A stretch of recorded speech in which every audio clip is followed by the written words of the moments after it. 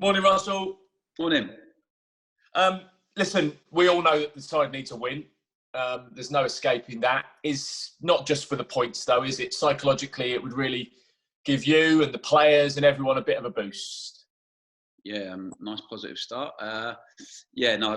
Is what it is. Performance has been good. The win will come. Once one does, the rest will follow. I'm looking for a performance, and then hopefully we get 3 points because we've deserved more than we've got so far.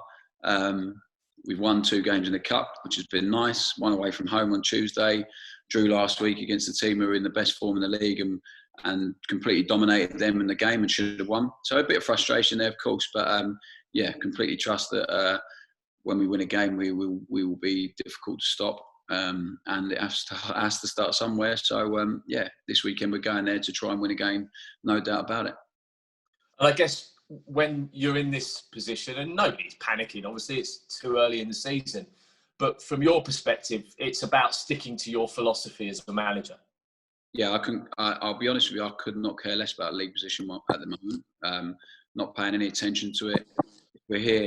If we're there in 10 games time, then I'll be saying something different, but we won't be. It's that simple. So completely trust what we're doing, trust the process. I say it all the time, like a broken record, but I do. We have to tweak things and we have to adapt, of course, but I'm doing something I 100% believe in with a group of players I believe in completely, and with a group of colleagues and friends that I completely trust and believe in what we're doing. So for me, everything that points to nothing but us being successful. And I said it will take a bit of time, and that's proven to be the case. I said we've still got players coming back to full fitness. We've still got players who are learning and adapting to the way we do things. But the performances tell me and I'm not big on stats. I've said that before. I'm not at all. But if we're looking for evidence, not just me subjectively saying the performances have been good and the results will follow, because good process more often than not equals good results. But if I'm looking at it objectively as well and looking at the stats, then we are getting closer to where we want to get to. We have one big problem at the minute in terms of we need to finish our chances and score goals. And the other problem is there's too many individual errors leading to goals, which is the same case as the other night. So we cut that out and we convert some of the chances we've created. We're going to be in a much different position than we're in right now. And as I said, I'm relaxed about that. Listen, if it's 4 games in, there's some teams in different leagues that have not got a point on board. We've deserved more than we have, but we've got what we have because of the reasons I've just said. And now we need to make sure we fix that. We work on that, and we've worked really hard on that this week. And we need to make sure that we're doing those things better in both boxes. And if we do, we're going to be fine. Because you have that belief that you've just talked about, because you have that focus, and because you talked about the people that you're working with and you trust and believe in everyone, and there's a solidarity. Does that your comment at the beginning, a nice positive start? You seemed a little irked. Is that because when somebody from the outside like me would ask a question about obviously the lack of a victory, it just, what you're capable of, what the side is capable of, and what you're going to achieve. So those kind of questions almost just irk you a little bit. Yeah, I completely understand it. Like I do, because no one sees how hard we work day to day. So I completely understand it when you're outside looking in. But if you don't see the process, and then you see, if you hear day to day and you saw what happened on a Saturday, it'd make complete sense, and then you'd realise where we're going, where we're getting to. When you don't see the Monday to Friday and you only see the 90 minutes, I completely understand it. So it only irks me because I do know what these guys are capable of. I do know how much they believe in what we're doing. And also I look at the evidence and what I was asked to bring an identity to this football club when I took over, when I got a manager's job. I was asked to try and keep us in the league whilst trying to implement an identity and a culture. But the club has moved, the team has moved a really long way in a short period of time. We haven't had much time together. So we've had a long time in lockdown or whatever. So I get a little bit frustrated sometimes at not impatience, because the fans have been unbelievable, but I think everyone expects it just to happen. When we're trying to implement something that we are, in terms of a style of play that's going to develop players, try and develop people off the pitch. It's not easy. I said to you when I took over, it'd be easy to toss a coin and roll our sleeves up every week and just fight and try and win. Of course, you need those ingredients as well, but we're trying to bring something that is sustainable for us as a club, to develop players that other people are interested in, and to win football matches. And it doesn't just happen. I can't teach people to just win. We have to try and show them a way that we believe will make us win more often than not, and in a way that suits us and suits the identity of the football club and what the owner and the fans want. So all of that, I said to you, I'm really pleased with what we've done so far in our journey as a club and a team. I'm extremely proud of people for what we did last season. I've said it already, we're better than we were last season. We've changed things a little bit to try and suit us and help the way we do things. And hopefully that will become evident in the next few weeks. We need to prove that now. I completely understand that and completely agree with that. But that's why I'm quite relaxed about it, because I can see it day to day, the improvement, where we're going, and I know results will come. So that's why I'm not overly concerned with where we're at the minute. Of course, I'm realistic and pragmatic enough to know that needs to change, and we haven't got too long in the position we're in, because that's football, that's life. But when you have complete belief in what you're doing and the people you're doing it with, it gives you a certain amount of you feel comfortable with what's happening. And listen, there's always pressure. I've learned that in a short space of time as a football manager, when you're in control of something so big and with so much at stake, there's always pressure. But I see the pressure as a real privilege, because the people I'm doing it with and what we're doing, and the amount of connection we have with the people who want to be involved in the football club and the fans last season. And it's much tougher when they're not here watching it and feeling it in the game. It's so different watching the game on iFollow. If they were here and watching the game we're watching from the sideline, it would feel completely different. And it probably would for you guys as well. So we're getting there. It takes time, but I'm confident we go there on tomorrow and we put in a good performance, and hopefully we get the result that the performance will try and perform. And just a couple more from me. Just on the intricacies of it, getting new players, integrated into your side, both, from a personal perspective, because then you're all colleagues working together, and from a tactical perspective, that can be difficult as well. You've got new players, you've got young players making this step up and becoming part of the first team dressing room as well. And that all takes just that little bit of time. Presumably some players do it quicker than others. Yeah, of course. There's always a period of adjustment for everyone. I think we're also trying to deal with it in this different environment where the lads can't all be in the same dressing room, so they have to be split up around the place. We can't do meetings in the usual lecture theatre. We have to do them differently and at social distance. So all of that, it makes it take a little bit longer. But the environment's demanding for the players. I'm fully aware of that, and it's intense. There's a lot of communication, there's a lot of work. We're asking a lot of them to do things that are completely different to what they've been asked to do before, in terms of their mentality and the way they play on the pitch. So that's why you stick with these players and you bring them in knowing that period of adjustment might take a bit longer for some, because the environment's so different. Like for Danny Harvey, the environment he's been in Air to what he's in now is completely different. It's not in a right way or wrong way. It's just different levels, different standards, different types of football. And we're really fortunate that our area he's been given a really good grounding and really good experience with good people around him. But now the style of football he's been asked to play is really different to what he's been used to. So stuff like that you have to take into account, and you have to take into account that for these guys as well, after the period we've been through, it's really different. So I'm really pleased with the new guys, the young lads. You look at people like Matty Sorinola, Jay Bird, people like that, John Freeman, who have really adapted really well. And it's the same, the new guys. Scott Fraser's come in, completely gets it. Lass's having to change a lot, and he's really thinking about his game, and so that takes time as well until it becomes instinct, becomes natural on the pitch on a Saturday, and it looks free and it looks fluid.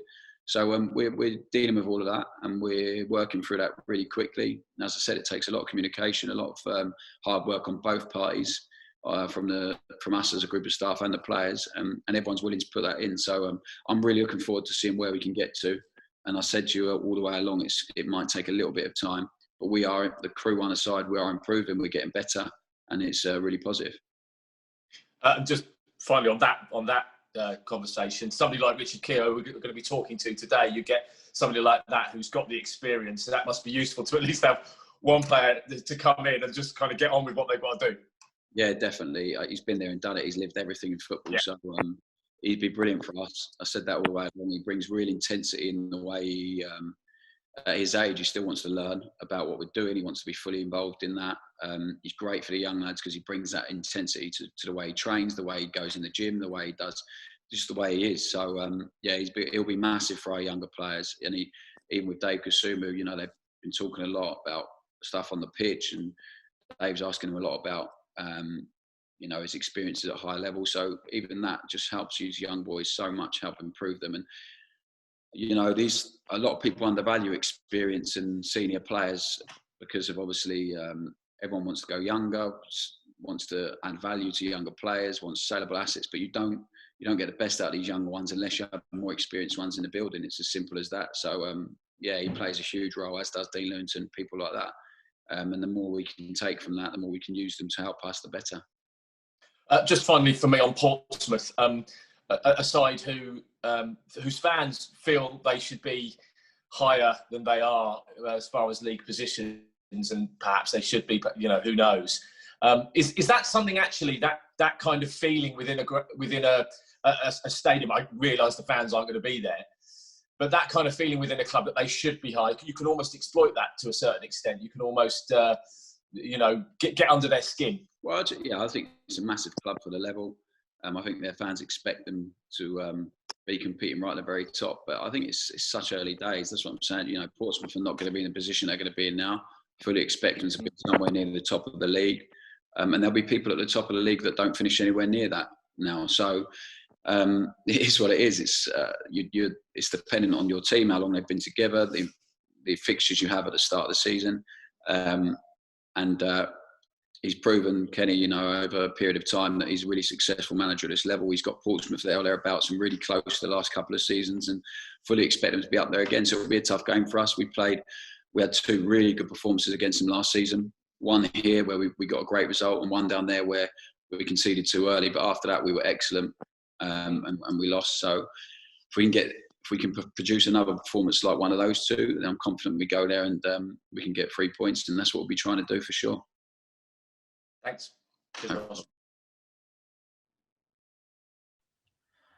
Obviously, we know that there won't be fans at Fratton Park, but do you think that almost adds to, well, gives you a little bit of an advantage? Because we know that those supporters at Portsmouth can certainly be like a 12-man for them. Yeah, it's a really tough place to go. I think we need to make sure we use it to our advantage. Spoke about it here, you know, it's different. It's not quite the same playing at home without your fans. It feels different. The energy is different, and I'm sure they'll be experiencing the same because their fans really are, you know, the atmosphere they create is fantastic down there. Old school stadium, proper football ground in terms of the tradition and history it's had there, and a set of fans that have been used to Premier League and Championship football. So it, you know, demands are high, but I think that can also help Portsmouth sometimes. You know, the expectation, sometimes players struggle to deal with expectation of their supporters when they have a massive crowd in who are expecting them to beat most teams at that level. So it works both ways, and maybe it will help some of their players, maybe it won't. We'll have to wait and see, but we need to make sure we go down there and implement our own game plan and try and control the game as much as possible. It was a funny one last season, wasn't it? Because despite that early goal that you conceded there, it felt like for long periods you were in control. Yeah, we were. And I think once we got the goal, really felt we were going to get something from the game. And then they're a good side with a lot of good players, a lot of experience, and that's what paid off for them in the end. But I feel we're a different team now. We're a different proposition mentally. So if we do produce anywhere near that level of performance, I'm confident that it will be a different result this time. I feel like that's where we've improved a long way. We haven't scored first yet this season, so which is a hugely frustrating thing, apart from Stevenage the other night. So like I said to the guys, they're showing a huge amount of character and resilience every single week at the minute to come back from behind and control and dominate a game. But we can make it much easier for ourselves by scoring first, that's for sure. So we need to make sure we stop that happening and give ourselves a chance to be in the game and not chasing something, you know. So we have to make sure that doesn't happen this weekend. We have to make sure we do try and implement our game and make sure we turn it into the game we want to. Is that down to nerves, do you think, early in games? Yeah, I think we've had a chat about it. Whether it's a bit of tension, we've started every game really well. That's a frustrating thing. Crewe, Ipswich, we have chances before them, and it's almost, I think maybe it's the guys feeling really confident in what they're doing at the start, and maybe just switching off a tiny bit in the other end. So the mentality needs to make sure we need to get a real balance in the mentality in terms of implementing our game plan really quickly, but making sure we don't let other teams have a chance. I mean, Ipswich game, they had one shot on target and scored. Doncaster, they have 2 shots on target, score 1.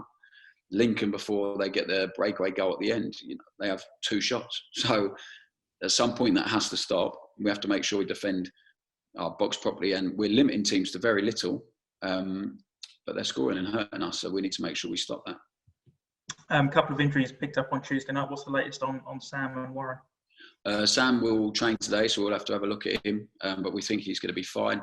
Warren, unfortunately, it's his 3rd concussion this season already, so complete warrior. He's paying the price for it at the moment, so we have to go through all the protocols now and assess the situation, but he won't be available for tomorrow.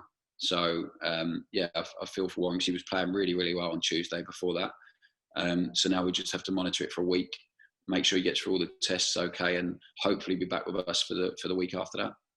And a good comeback for Louis Thompson, I thought, on Tuesday night as well. Yeah, really good. Yeah, I thought he started off a little bit nervy. He's been out for a while, so it's his first proper game for a long time. But I thought he was excellent after that. Looked really strong, energetic, athletic, quality on the ball. We know he's got. And he's come back a different Louis this season. Last year, he was still holding on to a lot of anxiety about his body and not playing for a while at Shrewsbury. And this year, he's come in breath of fresh air. And he still was last year. I said to you all the way along how good he was for the dressing room. And I thought his performances were really getting there before lockdown. He was really picking up head of steam again before we stopped. But he's come back really fresh, looking really good, looking energised, really good fitness in a physical condition. So I'm really confident that he'll be a big asset for us this season. Now we just got to make sure he keeps fit, and that was his first game in a while. So we have to manage him. But over the next 3 or 4 weeks, I'm sure he'll get back into the side and he'll prove his worth. And with 1 week to go, how's the transfer window looking for you? Yeah, we're getting there. I think we're close to bringing someone in now, which will be good. Hopefully we'll have some more on that over the weekend and by Monday. But yeah, I'm really excited about it, about the person we're trying to get in and we're getting closer with. So hopefully we'll have some news for you either tomorrow after the game or later today, tomorrow or Monday. I'll make sure to ask you tomorrow then.